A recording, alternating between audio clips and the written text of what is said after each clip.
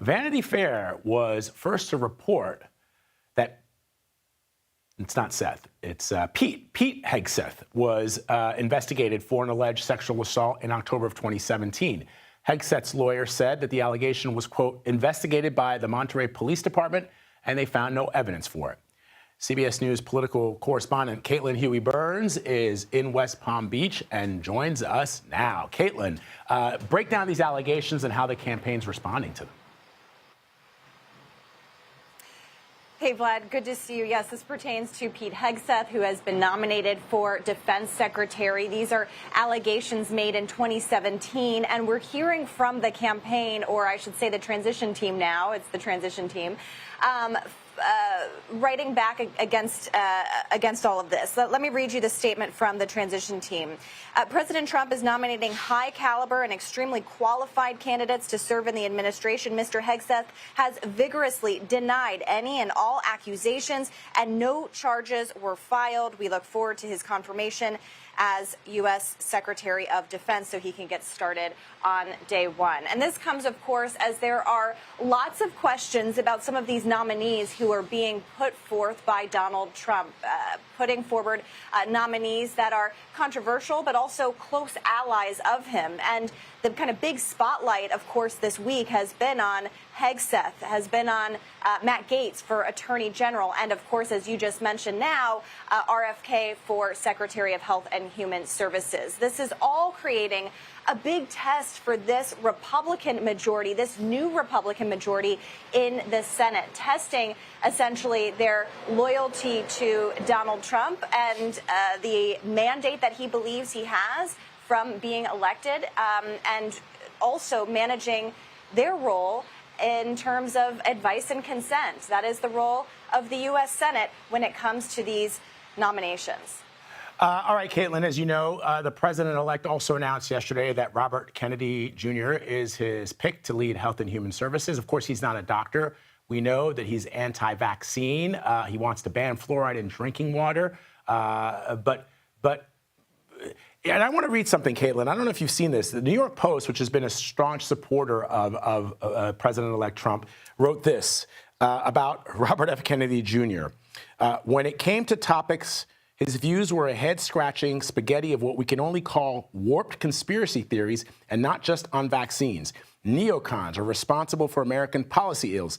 Pesticides, cell phones, and ultrasound could be driving an upswing in Tourette syndrome and peanut allergies. I mean, when you've lost the New York Post, Caitlin, what does that tell you?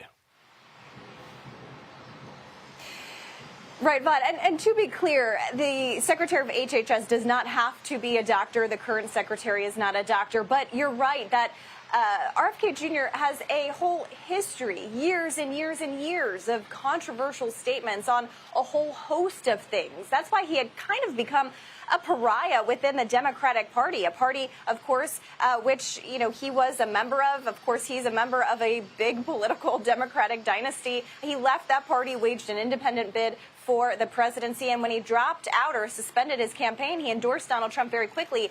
And he was very influential in Donald Trump's campaign and was able to kind of bring new voters into the fold for Donald Trump under this mantra of Make America Healthy Again. So he has a lot of controversial things that he said in the past. He has not only raised questions about vaccines, but said in an interview last summer that they are not safe and effective, which is obviously not true. So he has raised a lot of concerns among health officials, of course, but he has been a top ally of the former president, now president-elect, and just talking to voters on the campaign trail, especially women and mothers, a lot of them would comment about his pledge to take on big food and pharma companies and drug companies, talking about the ingredients in food, and that was kind of a big highlight of his on the campaign trail and for Donald Trump. Just to kind of explain, that's all to kind of explain the appeal.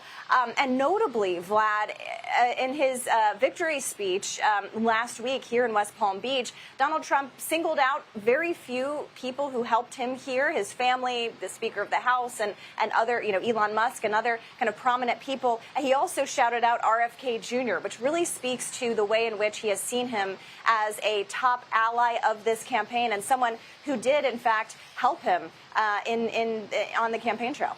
Yeah, you know, when I was a foreign correspondent, Caitlin, working in countries in Africa, some of whom struggled to have access to the life-saving vaccines that we have access to here in the United States. For example, back in 2011, Nigeria was one of 3 countries who still had not defeated polio. They subsequently did, but it was because they struggled to vaccinate their people. And you don't want to take a step back into something that would look like a developing nation if children don't have access to these vaccines. So, of course, that's the concern.